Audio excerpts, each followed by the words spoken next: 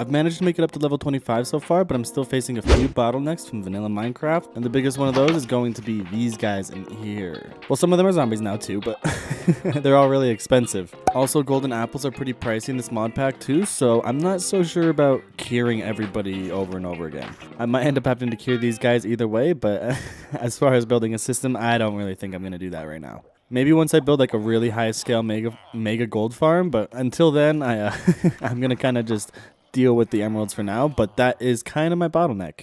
Until I can do that, I think I just want to get myself a whole bunch of emeralds, and obviously the best way to do that, raid farm.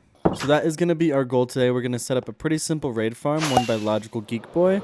We may end up upgrading it over time and doing like a big multi-village massive mega farm, but for now we're just going to go with a regular raid farm. The first thing we're going to need to do to set up the raid farm is find ourselves an outpost, and that's where chunk base is going to come in handy. At least I hope.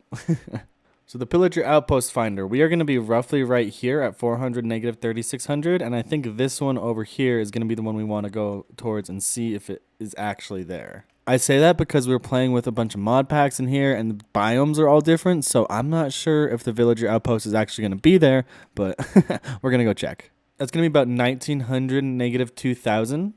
And with any luck, there'll actually be an outpost there because that's pretty close to an ocean and we can just build a farm right next to it. Alright, we're just going to head out that way, see if we can find the outpost, and with any luck, it'll be there. Okay, we're loading in the chunks. Fingers crossed. Oh, it looks like there is one here. Yes. Oh, yep.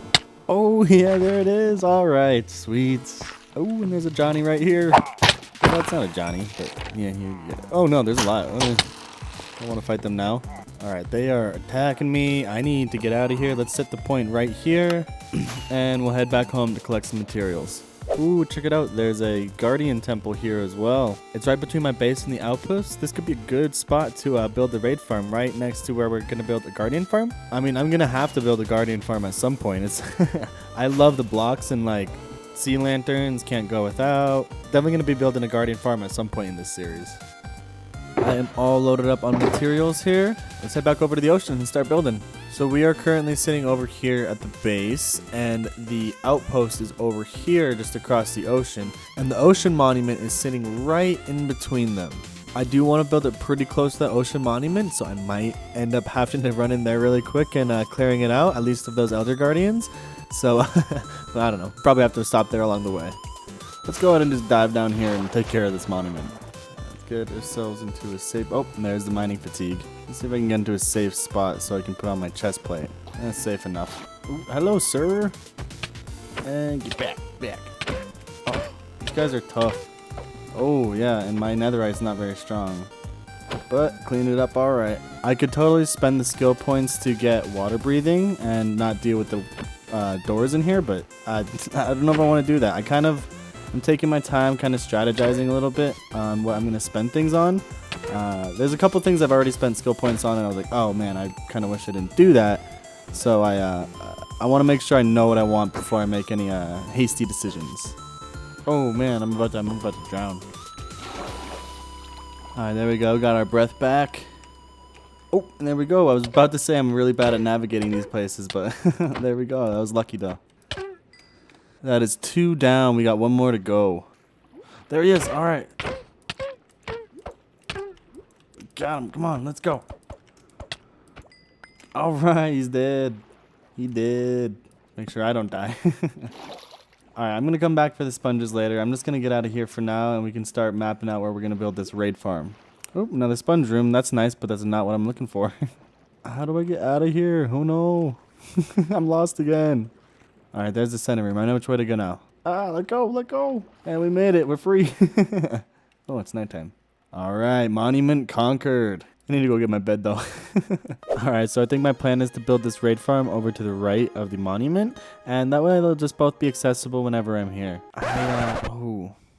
Maybe I should figure out... It would be really nice to figure out if I could run them both at the same time. I'd really like to be able to make that happen. I may have to do a little bit of tech research and figure out what I can make happen here. I've been putting a bit of thought into it, and I think it would be really cool to start like an underwater base here. I have a little bit of an issue of whenever I build a big farm or something like that, I always want to build a base around it. I don't know if it's a problem necessarily or...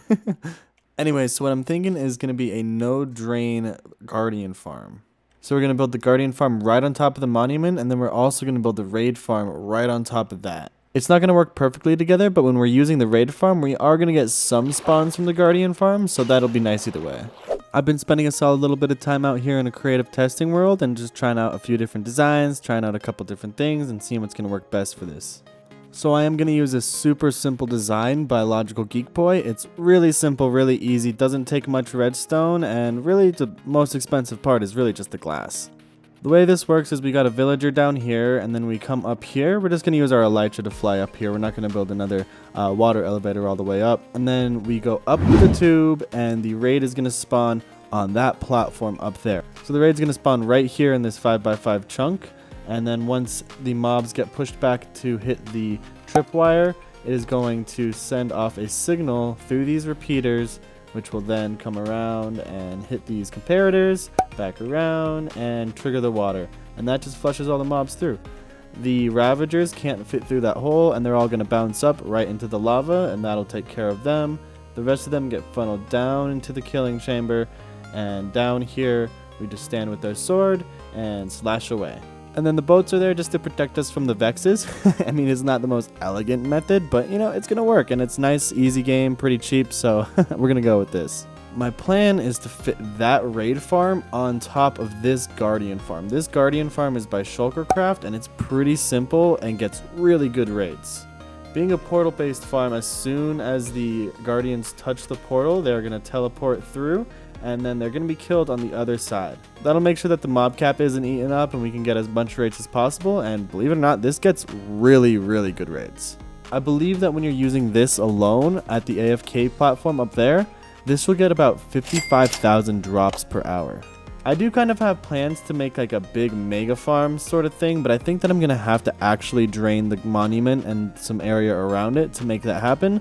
So we're going to start with these two farms, and as we move along, if we need more materials or if we want to build the base out and kind of make it a little bit cooler, then we can kind of retackle the project later. I did want to make it so that both of the storage systems would be fit inside of the monument itself, but I unfortunately don't think that's going to be able to happen right now. But that's kind of what I mean by when we upgrade it, we're going to be able to kind of really retrofit it to be exactly what I want it to be.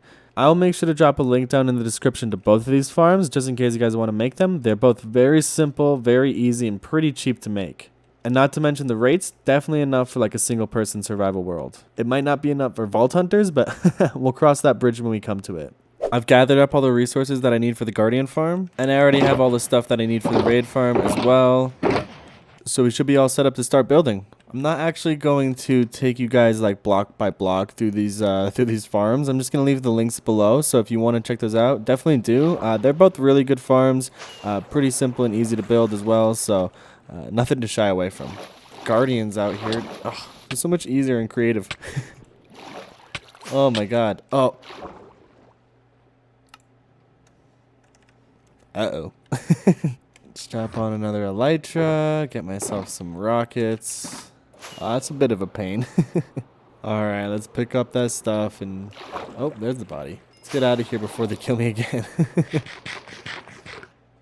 Alright, we gotta be a little bit more careful this time. You know what? Maybe I can get potions of invisibility. That would make this a whole lot easier. Alright, let's try this again.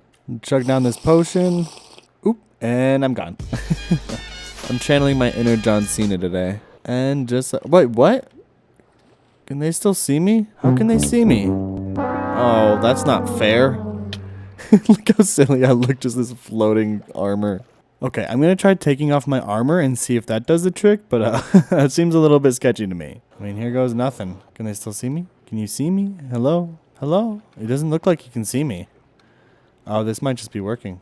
Okay, okay, yeah. Oh, no, no. Oh, no, that's... I'm drowning. That's what's happening. Alright, well, they can't see me. But I still can't breathe underwater. It does look like I can at least wear my helmet, so that'll give me aqua affinity and respiration. That'll make this a whole lot easier. The only reason I don't want to do another portal farm is because I want all of the drops to end up inside the monument at some point. But I'm just going to have to put up with this. I'm just going to have to put up with this for now. And I'll adjust things when I come around to it and yeah, I'm sure at some point I'll be much more capable of like draining things. It'll be a lot easier once I upgrade with some mods and other stuff like that. So this will probably be a piece of cake at some point. Or maybe I'm just lying to myself and I'll never change this and it'll just stay like this forever. You know, that could actually happen. It definitely might happen that way.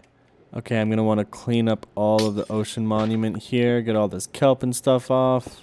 I had to put my boots back on because doing this without Death Strider is just painful. And honestly, I feel like I take some of the base enchantments for granted. Like, Depth Strider just makes such a big difference. Not having it is just horrible. So, I don't know. Like, maybe it's just a little too easy to get them. Like, maybe you should actually have to go exploring. Maybe you have to, you know, do a little bit more. Maybe all the villagers don't have every single book. Like, Depth Strider, you could find it out in the ocean monuments. It could be like a little bit more rare, something you actually have to go fight for and, you know, go explore and do a little something extra for. Because right now the villagers, it's a little bit too OP. I know that people be really upset if they didn't nerf them like that, but honestly, I'm a little bit for. Oh no, he's gonna get me. So I was actually able to get replay mod to work a little bit. If I keep the clips under about 30 minutes or so, I can still pull out the footage and everything works just fine. For this one, I did actually pull it into vanilla Minecraft, taking the files from the Curse Forge directory and putting them into the vanilla Minecraft directory, and that was super easy.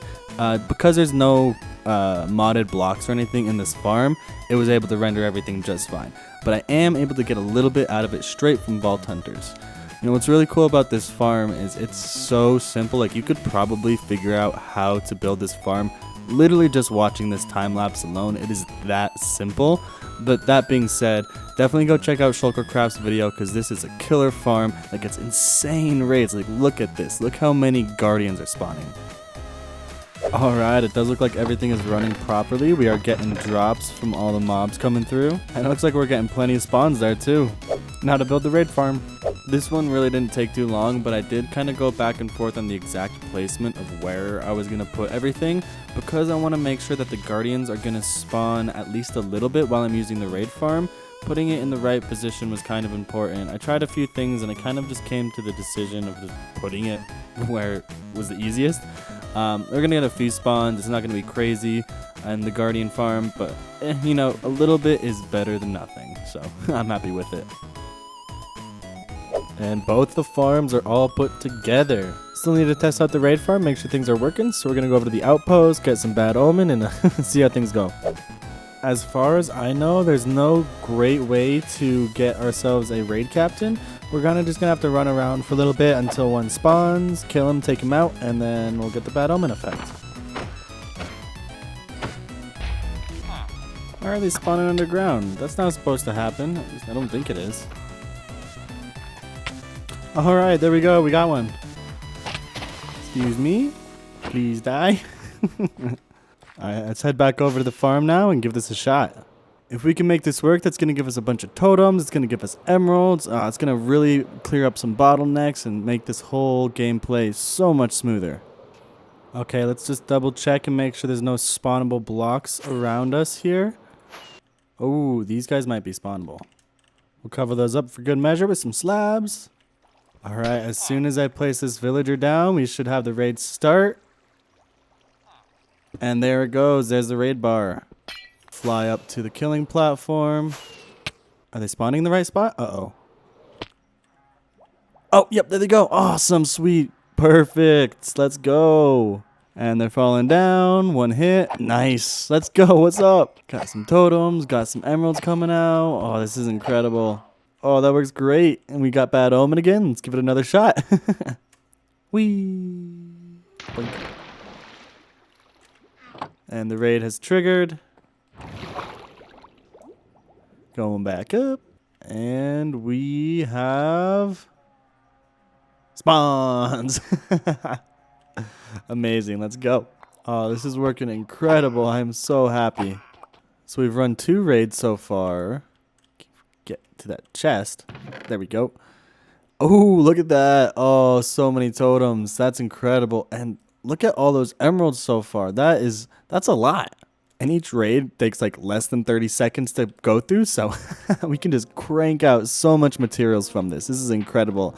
Oh, this is gonna be great. Now we got totems for the vault. We got tons of emeralds for trading with the villagers. Perfect. This is incredible.